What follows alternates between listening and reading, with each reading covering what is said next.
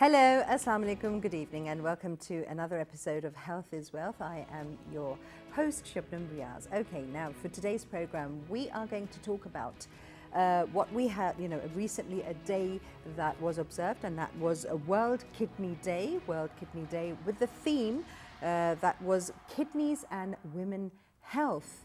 Kidneys and Women Health, Value and Empower.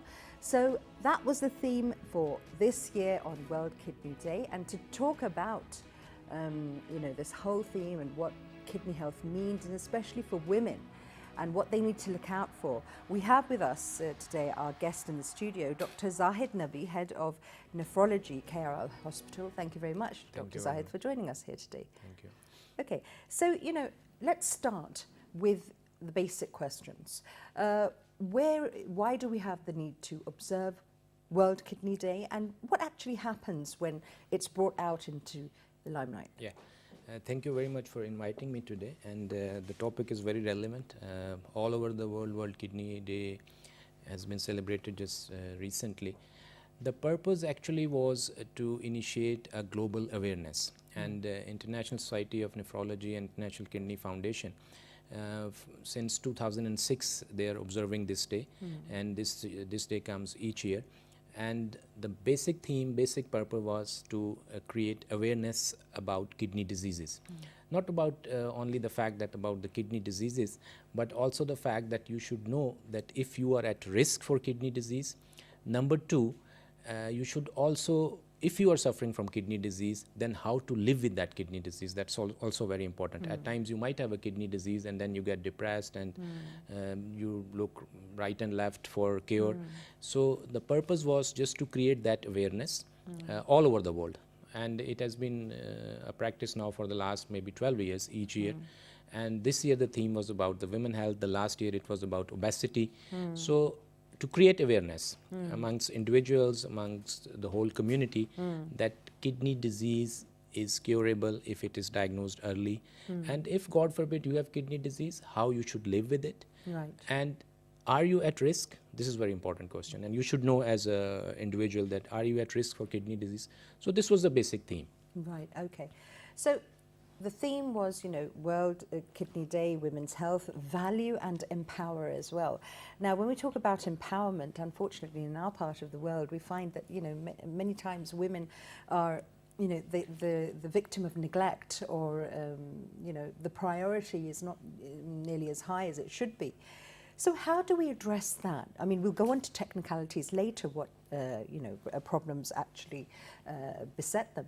But how do you change the thinking of a society by these days? Yeah, I think the main purpose of this awareness camp is that to address this issue. And to my surprise, and maybe to your surprise as well, we thought, we are thinking that probably we belong to third world and women is suffering only in this part of the world. That probably that is not true. I was just recently reading a paper about kidney donation. Right. And I was really surprised to know that in states, in America, the most of the kidney donation is being done by females. And this sort of a gender bias probably exists there as well. Right. So it's not only for the third world or Pakistan or India or Bangladesh. So this is a global phenomenon. It's a global phenomenon probably. Why is that, do you think? I think probably in our part of the world there are so many factors. For West, it is a surprise for them. Probably they were not aware of this. And so that's why they are, in our part of the world, probably that everybody thinks that the male is the breadwinner. He has all the right to enjoy all the facilities and even health facility. Our health structure is very weak. Yeah. And there is no insurance system, and there is no system where the care is being provided to everybody. So who is the most important person in the family? It's the male.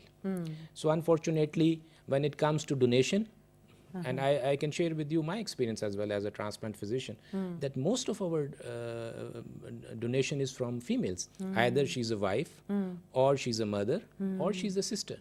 And when it comes to males, somehow they disappear. And this is a phenomena which our society is suffering from. Right. And I think such a program, World Kidney Day, this awareness campaign is actually to address this issue, so that the people should come to know that the females, they are suffering and they are not being taken care the way a male child is in our society. So I think by just addressing this issue, we can fight for it, that females should be given the right. And obviously then it comes to individual, the non-governmental organization and the government to develop a structure where such a health facility should be given to everybody. There should be no gender bias in that. Absolutely. And in fact, you know, doctors like yourselves and everyone who's dealing on an everyday basis, you're actually promoting this theme every day when you're coming across patients, and you are informing them and educating them and telling them these things. So that's also something that is very important. Exactly. And that's very important point. The problem is that the doctor community itself probably is not well educated in this subject as well. Right. Probably we are just a stereotype of work. Daily we are doing, okay, what are the complaints, then issue a prescription, do these tests. And at the back of our mind, this thing is not clicking that by being a doctor in a position, you can convey this message. And when such patients come to you, convey this message that the female is equally important. I can tell you hundreds of examples, believe me or not, and I refuse, and I practically refuse. 2 days back, there was a patient, and the brother is suffering from kidney disease, and they have 3 or 4 brothers. But the poor sister, she's only 20 years of age. And they are telling me she is the donor. I said, no, why she should be a donor? Why not your brother be a donor? And what did they say?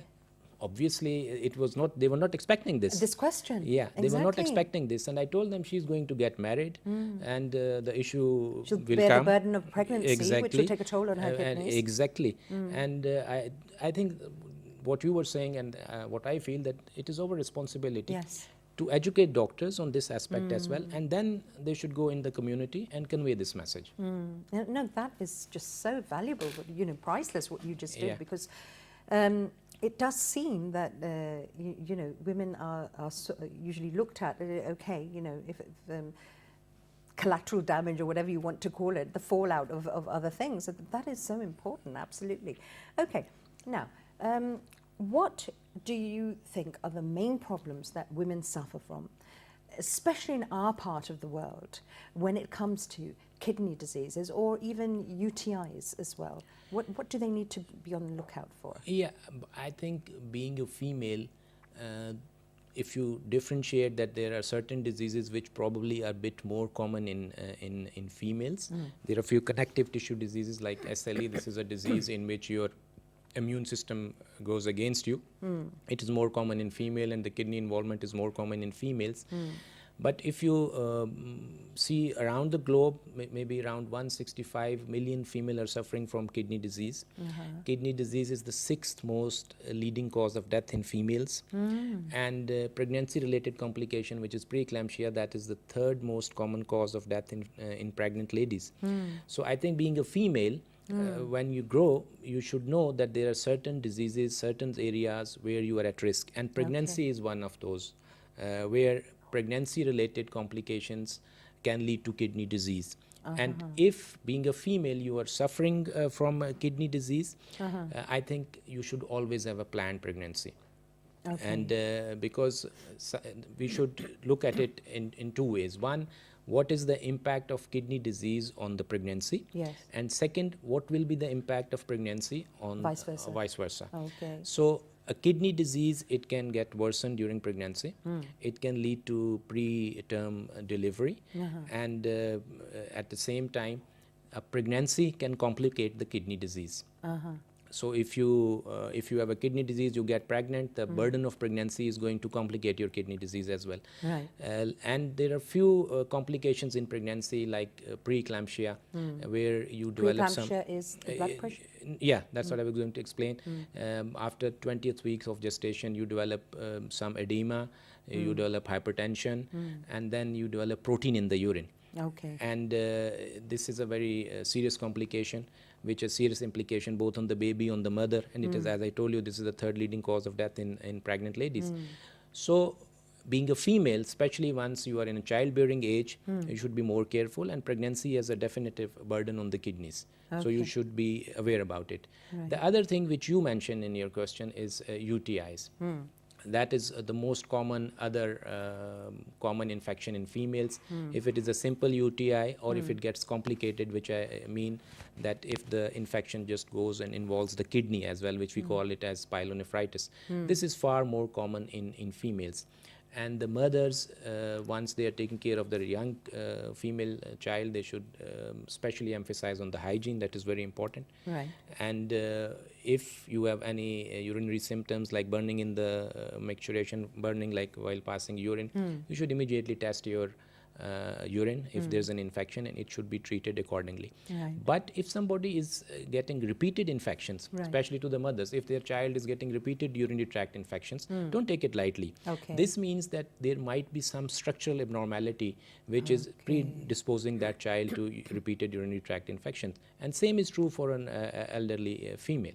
So you have to be more vigilant and more careful about these things, being a female. Okay. What about babies? Because of course, you know, they're not able to communicate. So what signs are there for a mother to watch out for in her baby if her baby has? In early childhood, if the patient cries while passing urine, Okay.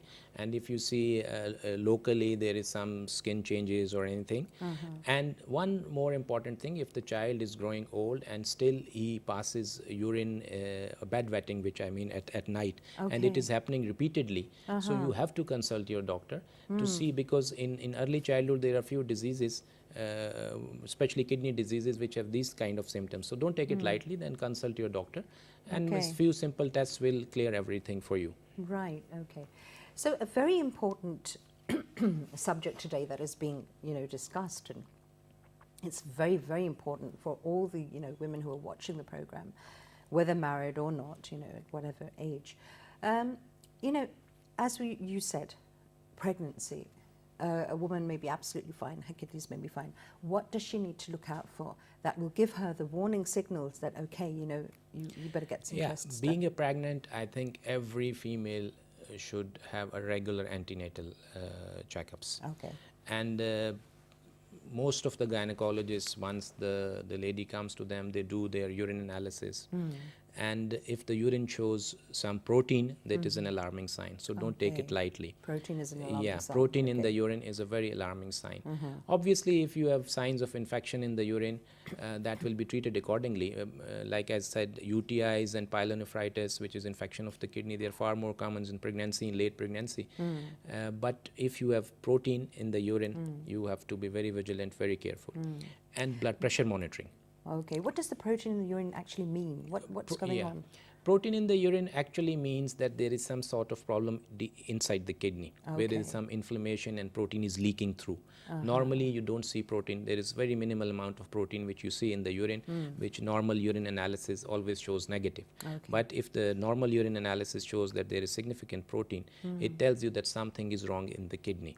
And that could be just because an impact of pregnancy on the kidney, or patient might have an underlying kidney disease which has manifested during pregnancy.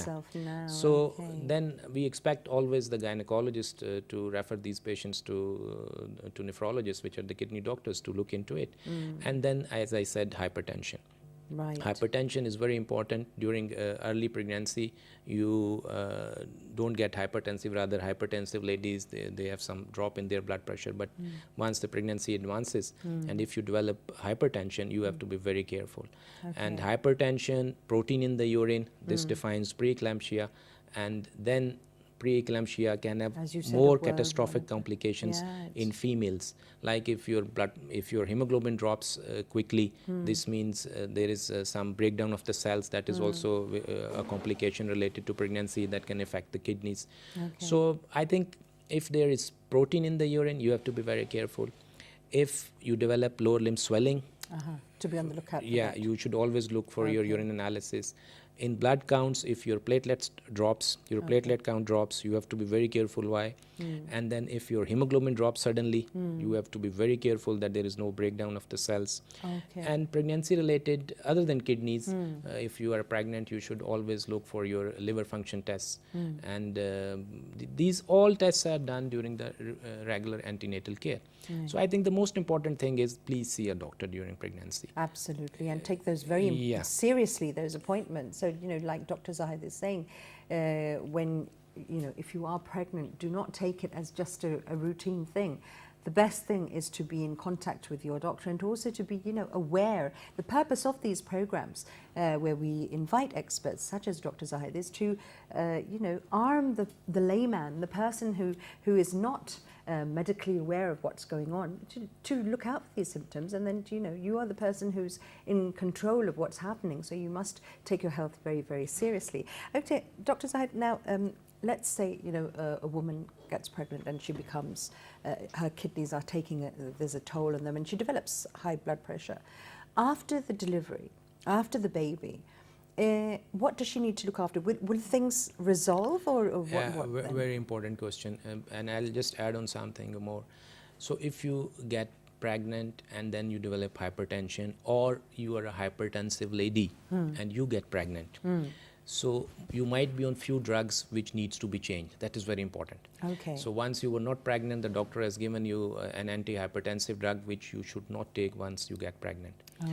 So this is very important. Right. So once you get pregnant, at least you show your drugs to your doctor that I am taking this drug.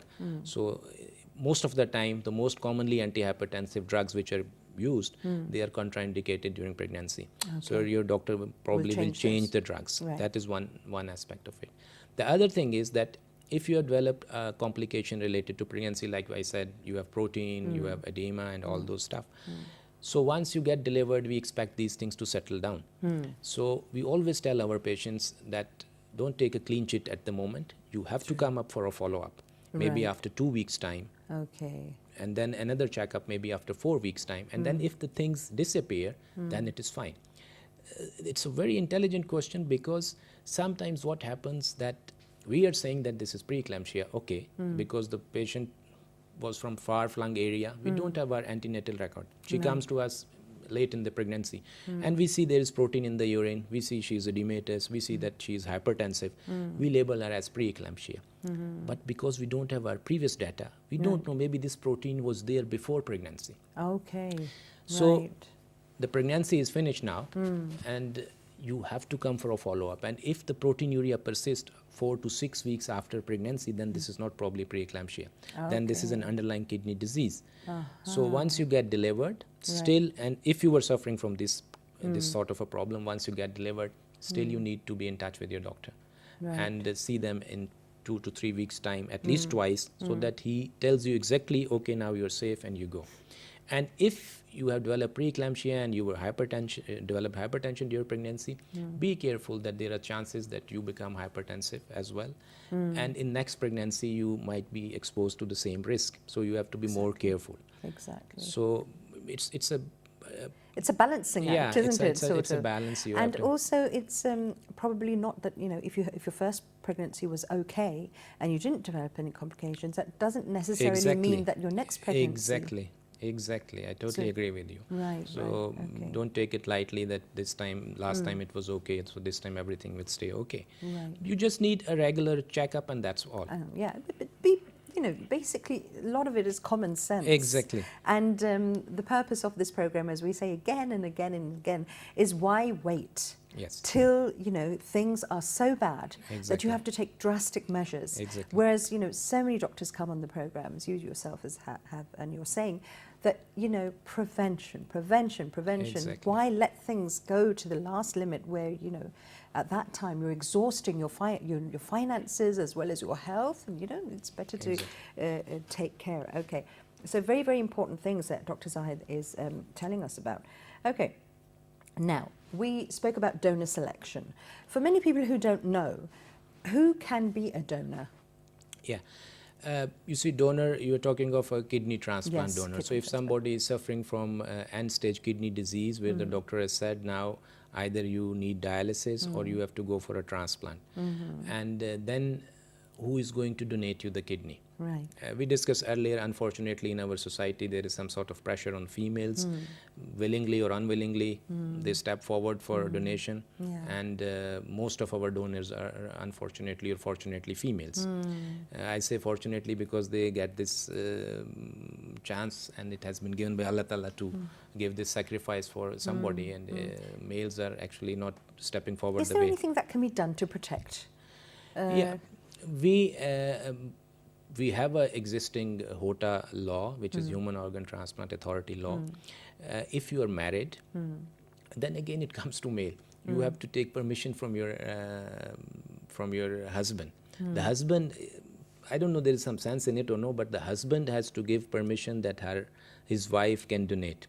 It's probably not the female herself that It's she not has the her authority conscious to decision. decide. Okay. But a psychiatric evaluation is done. It is a part of the donation program that the donor has to see a psychiatrist, and he or she psychiatrist will evaluate that is she under some sort of pressure, and she can write a report that no, it's this donation is done under pressure, and then the whole transplant workup can be stopped. But the problem is that they will never admit, even if there is a lot of pressure. Because the psychiatrist has a 10 minutes, 15 minutes interview, and most of the females... and there'll be somebody with her? Sometimes, yes. So, of course, she's not sometimes, going yes. to... So, they probably will not admit that there is some sort of hidden pressure which is forcing them to step forward for donation. Right. So, I think to become a donor for a kidney transplant patient, the most important thing is the blood group. So, if you have the same blood group, you can easily donate. And you know, in our blood groups, we always talk of O positive, O negative. This positive, negative doesn't matter in kidney transplant. Okay. And if your blood group is same, you can donate. The other thing is, in our law, in the prevailing law in Pakistan, there are 3 types of donors. One is a close blood relative donor, which is your sister, brother, mother, father, kids. And then is a non-close blood relative, which is a bit distant relationship, like your aunts, uncles. And one is a non-close blood related donor, which is anybody can step forward and say, I want to donate you. And there should be no commercial gain in that. Right. So you have to prove that there is no commercial gain in that. Only then he can donate you. Okay. Unfortunately, it has been misused. And you know, every day there are scams about kidney donation. And it has been exploited in a very bad way. So this is a donation sort of a program which almost in every hospital is following this. And then you have to do a lot of tests on both donors and the recipients and make sure that they are fit for transplant. And then this whole and there are a few legal documents where the patient and the donor has to submit few papers where they confirm that they belong to each other, like their family registration tree forms or something like that from NADRA. And then the whole file, it goes to Human Organ Transplant Authority. They scrutinize it and they look into it again, that everything is fine, and then they give you a permission that this transplant can be done. This is the legal way of doing it. And what is going on illegally, there are stories, and I can tell you 1 million stories. Oh yes, and definitely. Recently we met a patient, and you won't believe that he and donor were blindfolded and taken. I asked him where this transplant was done. He said somewhere in Kashmir. I said, which place, which hospital? He said, we don't know. I said, how come you don't know? He said, no, we were blindfolded and taken to the hospital. And that was a catastrophic transplant, and we had to remove the kidney just 2 days after, just to save the life of that patient. So this kind of stuff is going on, and unfortunately a lot needs to be done to a lot needs to be done in this regard. A Exactly. lot has been done already. We must appreciate a lot of good things have been done, but still somehow things are going on. Okay. So after the donation, what happens to the donor? How do they recover, and how is life for them? Yeah, another very important question. I just mentioned you, I refused a donor who was 20 years old daughter for 2 reasons. There were a few recent publications, because we used to say always that you donate and it will not harm you. Yes. But we can't say it with 100% authority, especially in a young patient. Why I'm saying so? Because the 2 most common diseases which this World Kidney Day and this all awareness campaign is that people should know, that diabetes and hypertension, they are really killing diseases, and they affect your kidneys as well. So if you are a 20-year-old young male or female, you know that these diseases, diabetes and hypertension, they usually manifest after the age of 40. So if you donate your kidney at the age of 20 and you become hypertensive at the age of 40, or you become diabetic at the age of 40, Right. then the risk multiplies. So Okay. when you, as a doctor, you are choosing a donor, you have to explain all these things. Sometimes the patient, they still, and the donors, they still insist, no, we want to donate. So it is your responsibility to explain to them that this kind of risk you can face in your future. Of course, so that they have a realistic, realistic understanding of what's exactly. happening, and not some sort of a myth that, Exactly. okay, everything is going to be fine. Exactly. Okay, Dr. Zaid, tell us, because we hear these things all the time, okay? The thing is that sometimes to visualize something is a bit different. We hear that diabetes and hypertension affects your kidneys. How? What happens? Yeah, very good question. Because, in diabetes, there are some proteins, I will just simplify, some sort of proteins are formed in the body. These are the end products of increased blood sugar level in your blood. Okay. And you can say that they somehow got deposited in your kidneys. Right. And then because of this, your kidney starts, there is some tissue expansion inside the kidney, Okay. and the kidneys, they start hyperfiltrating because of that. And then in the next stage, because of hyperfiltration, they start leaking the proteins in the urine, and then because of all this process, the basic functional unit of the kidney, which is a nephron, they starts getting damaged. And same is true if your blood pressure, if we can simply say that if you have just a rubber pipe or something, and that has been made to absorb a pressure of 120/70, and if you increase the pressure to maybe 200/120, and what is going to happen inside? It's going to burst. Yeah, it's going to burst, or it's going to get damaged deep inside. Right. And this sort of mechanism is going to damage your kidneys in the long run. So if you don't control your blood sugar, if you don't control your blood pressure, rest assured that you are going to suffer. Yeah, right. And Okay. if you are a diabetic and your blood sugar stays out of control for maybe 5 to 10 years, your kidneys are going to suffer, and they are going to bear the brunt in future. That's terrible. So if you are diabetic, please control your diabetes. Very, very tight control is needed, and these complications are avoidable. Exactly. Again, I mean, what you're saying is so important, Dr. Zaid's message, really, really please take note of what he's saying, because the thing is that we live in a sort of a culture, in a sort of a mindset where people will say, oh, okay, how careful can I be? Exactly. When you're going to die, you're going to die, Yeah, and when it's written, it's written. We have that sort of a mindset that you come across in many places. So you'll see people who are not taking care of themselves, who know they are diabetic. They're still eating sugary stuff, and then they'll even laugh about it, or they're not looking after their blood pressure, and they'll say, yeah, it's okay, it doesn't matter, it'll be okay. One thing I just want to add, very important for me, and I think that message should be delivered very strongly. If you have anybody, your friend, your whosoever, if you have a young patient who's hypertensive and he has developed hypertension, don't just start taking an antihypertensive pill and sleep, please. If you develop hypertension at a younger age, please do your routine investigations, because just we have given a message that hypertension can damage your kidney, but it's vice versa as well. So if you have a kidney disease, you are going to become hypertensive. So if you're a young patient and you have developed hypertension, male or female, doesn't matter, please do your urine analysis. It's a very cheap, very simple test, and it's not very costly. And that urine will tell you so much useful information that can probably save your kidney. So if you are hypertensive, young hypertensive, you have done your urine analysis and you see some red blood cells in your urine, or you see protein in your urine, immediately rush to your nephrologist. Immediately, because this means your hypertension is secondary to some disease process inside the kidney, and that is curable. That is curable. But if you stay the same for next 2, 3, 4 years, then unfortunately the kidney will fail, and ultimately the doctor will tell you now it's a gone kidney. So that is very important as well. Right, okay. We'll get back to the rest of the program. Stay with us, don't change the channel.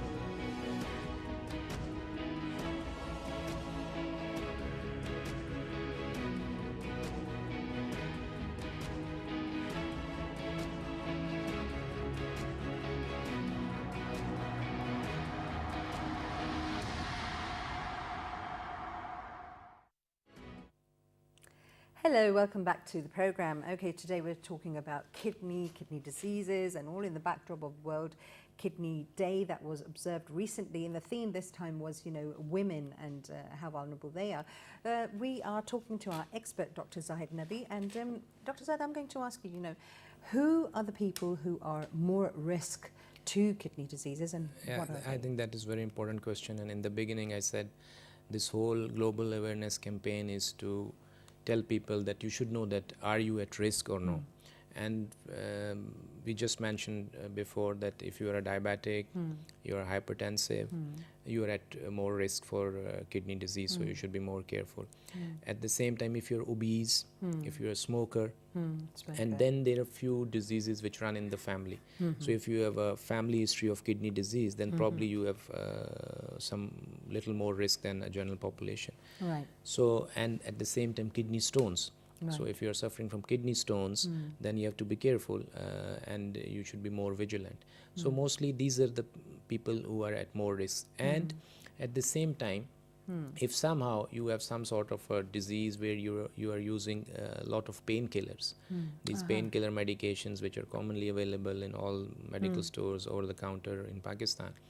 So people used to take them very regularly, and they can damage your kidney very badly, and it is one of the leading cause of kidney injury and Right. Okay.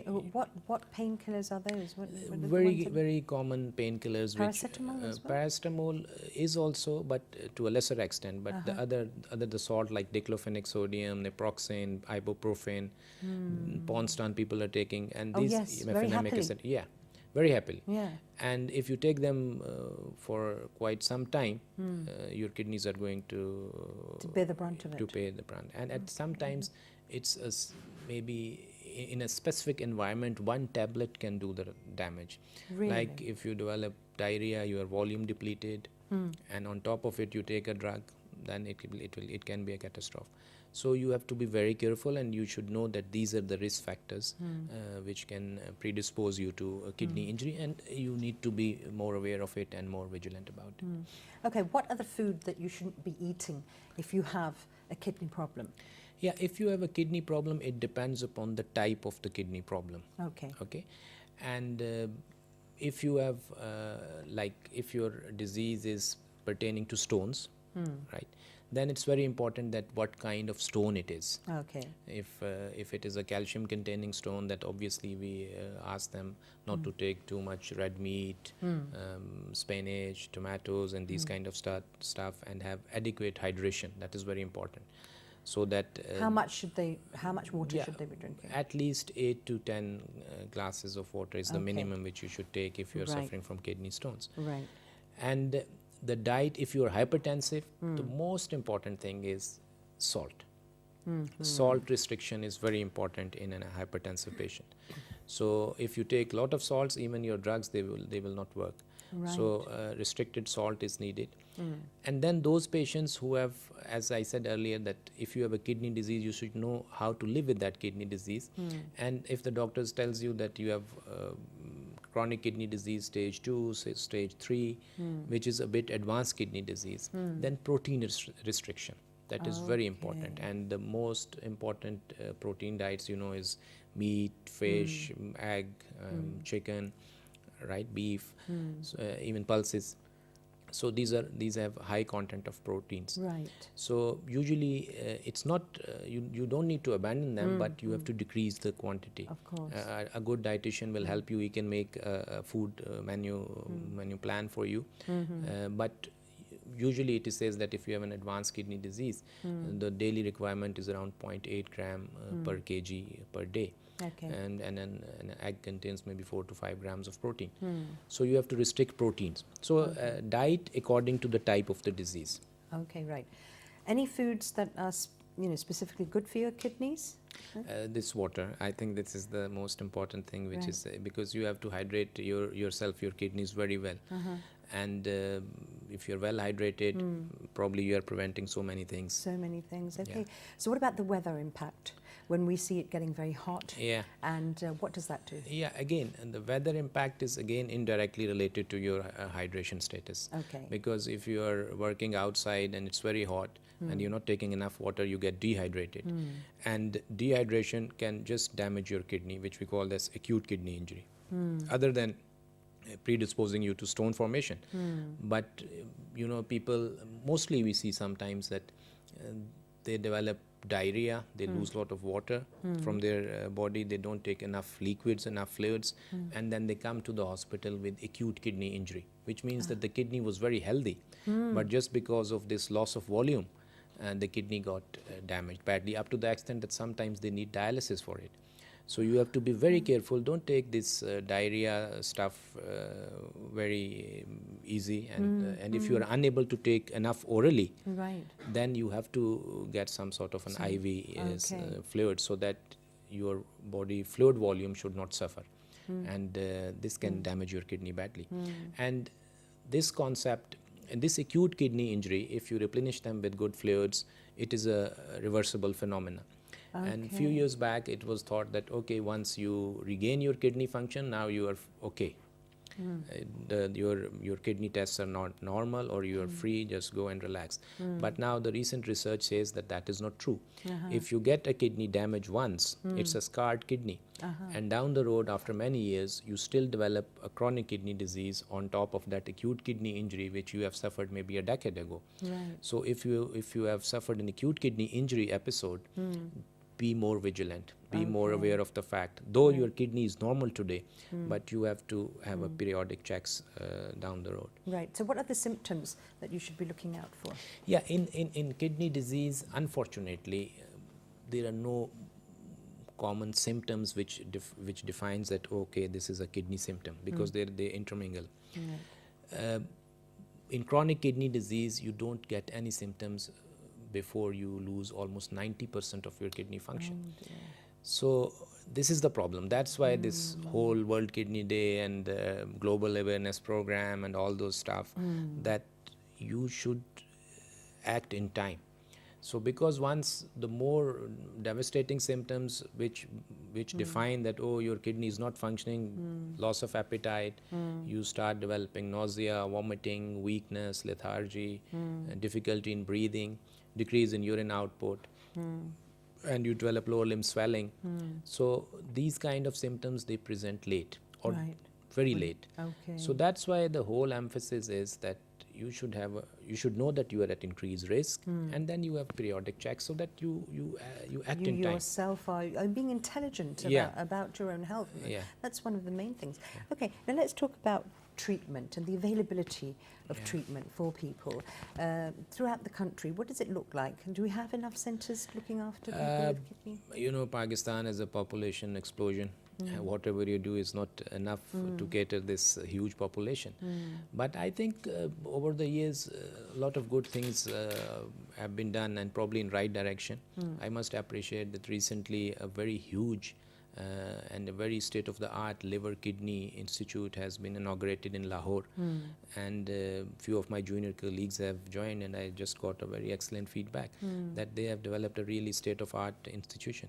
Fantastic. So I think it will serve not only Punjab, but maybe people from different other provinces, because it is a state-of-the-art where they will provide dialysis services, a kidney transplant, and liver transplant. And I'm very happy because two of my patients who were very poor, they got a kidney transplant with us, and they had real problem with taking those medicines. They got registered there, and they are getting these expensive medicines free of cost now. But still a lot more lot more needs to be done. I don't think so. It's only the government which can just cater this all burden. So non-governmental organizations, individuals at their own capacity, charity, because the cost of kidney disease treatment is immense. And it is not one-day cost. If you are a end-stage kidney disease patient and you're on dialysis, this means that you are being dialyzed twice or thrice a week, and one dialysis costs in private sector around about 5,000 rupees. So you're talking of maybe 12,000 rupees minimum for 2 sessions of dialysis for somebody, and in a month it becomes around 50,000-60,000 rupees. Of course. So the cost is immense. And the government is trying its best, but I think this is the probably responsibility of everybody. Right. And that's why again I come to again. So please, if you prevent those diseases at that stage, this cost can be minimized like anything. Right. If you cure those diseases early, so you might not need dialysis, you might not need a transplant. So I come back to your question. So one, if your kidneys have completely gone, then you will be on dialysis. Right. Right. One is a hemodialysis where your blood is being cleaned by a machine. And the other is a peritoneal dialysis where a catheter is being placed inside your tummy, inside your abdomen, and then you can do dialysis at home yourself. Okay. With certain sort of fluids you put in your abdomen, keep it there for a few hours, and then remove them, and that will dialyze you. And then the other option is a kidney transplant, as we have discussed earlier. If you are a kidney disease patient and doctor has told you that okay, this kidney is not going to recover, there is no darkness. Okay. Unfortunately, there is so much wrong information has been relayed, myths about dialysis, about transplants. Yes. So people, they are afraid of Scared. it. Yeah, Yes. they are scared of it. Let me clarify that dialysis is a totally painless procedure. Nothing happens apart from a small prick. If you have a good fistula, which is you connect to veins where you just prick and get the blood out. That prick, probably little bit of pain. Otherwise, it's a totally painless procedure. Again, I was going to ask you this question because you hear people saying, oh God, dialysis, and somebody has to go through dialysis. Bad dialysis. The problem is that why our society is being too much scared and afraid of dialysis is a bad dialysis. Because recently, now probably our new nephrologists, they are coming and they are joining different hospitals. A few years back, there were only few nephrologists in Pindi, Islamabad. So the dialysis is being left to a technician who is not a nephrologist, and then he does whatever he likes. So probably the quality of dialysis which has been given to patients over the years is one of the reasons that this message has been conveyed, that you are on dialysis now, you are not going to survive. Right. But that's not true. In our hospital, there are patients who are on dialysis for 15 years, and you cannot differentiate that they are dialysis patients. Okay. So it's good dialysis. Right. Unfortunately, we've run out of time. Thank you very much, Dr. HZW, for being with us here today. And I'm sure the audience has really, the viewers have been able to take away so much important information today. Thank you very much. Thank you for inviting me. Okay, so we come to the end of today's program. Highly informative. Please, please, please, as we say every time when we have this program, do take note of what our experts are saying. They're here, they're giving their time, they're giving their expertise. Why wait for things to get too late? Take control of your life and be intelligent when it comes to your health and how you manage it. So until next week, stay happy, stay healthy. Bye-bye.